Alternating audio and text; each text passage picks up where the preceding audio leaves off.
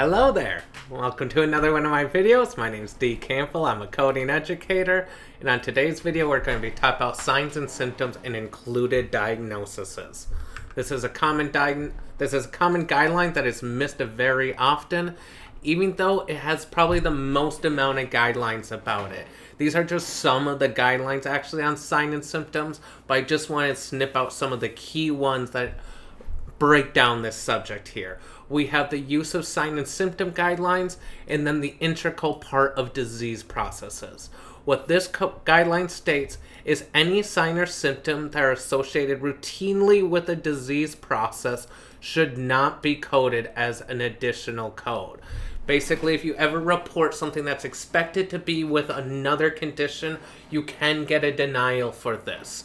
So there are excluded diagnoses. I do have a video on excluded diagnoses, but it doesn't include everything actually. If it included all the integral ones that are attached to each other, then we would have an insane amount of excludeds. The excludeds have already gone way too long, so that's why we just have these written as rule.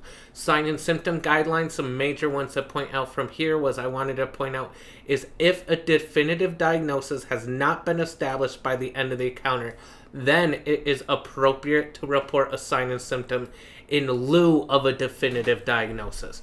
If there is a definitive diagnosis, then you must use the definitive diagnosis.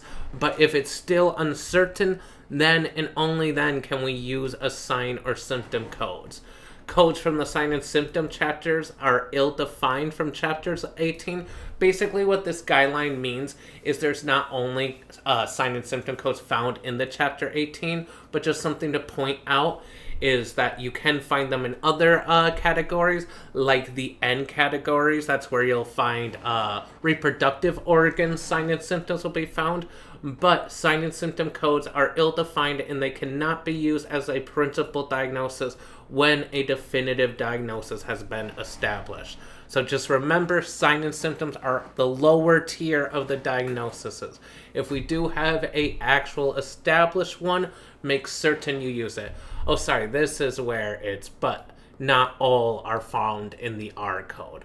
That's where you'll find that guideline. And finally, one of the key ones that I want to discuss that's going to be important here at the end, and obviously important in sign and symptom visits, because this is usually when we have acute issues going on, is for outpatient only.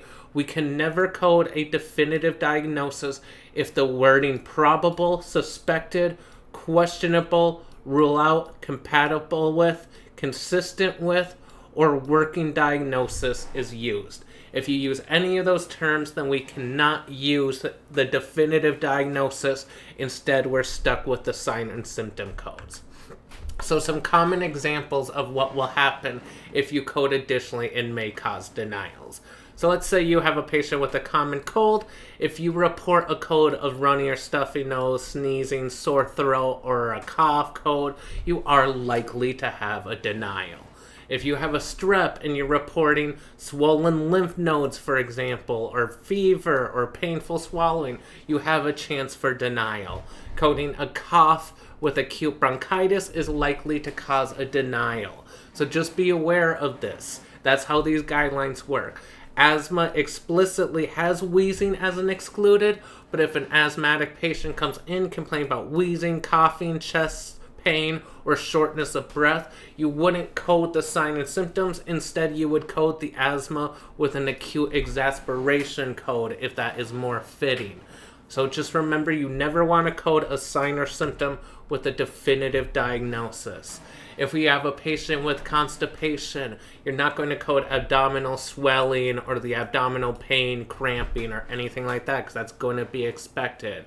A UTI, you're not going to report dysuria, because that's going to be expected with a UTI. Kidney stones, you're not going to report the abdominal pain, because that's going to be expected.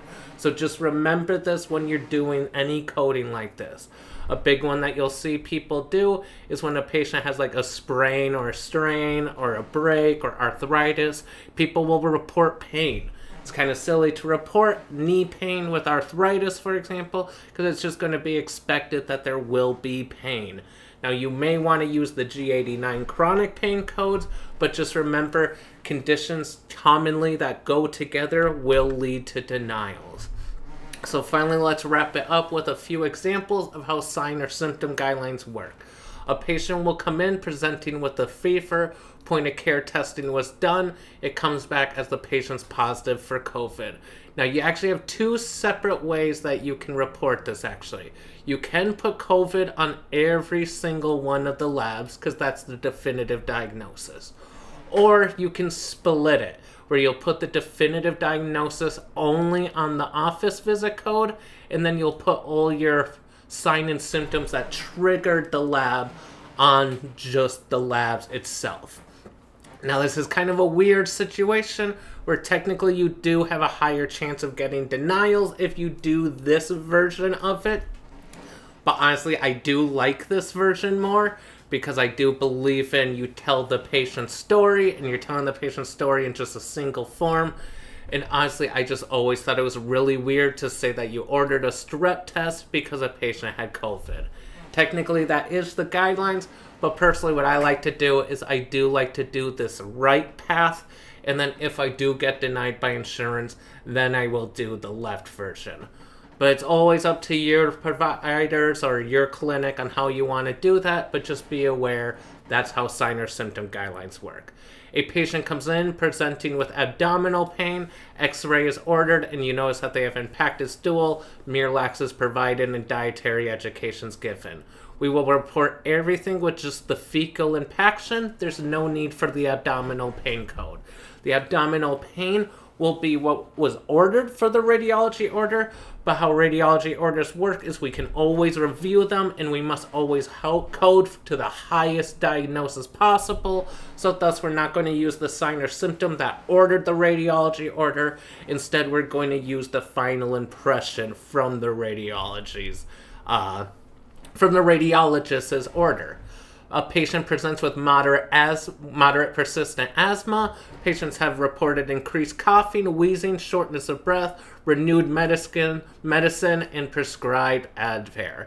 This would be only coded as asthma with acute exasperation. We won't report the wheezing, coughing, or shortness of breath. Instead, just make certain you're coding the asthma code to the highest level possible. And finally, how your wording affects the final diagnosis. How I mentioned that uncertain guideline before. Let me move my little blob here. One sec.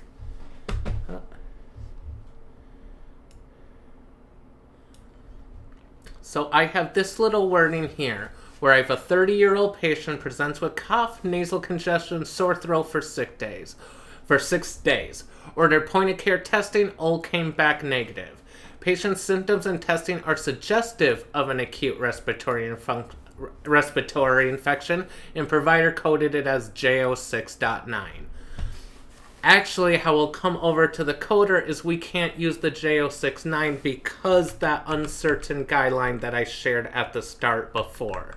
Instead, we will be forced to have to code to the sign and symptom codes. So we're just going to use sore throat, acute cough, and nasal congestion.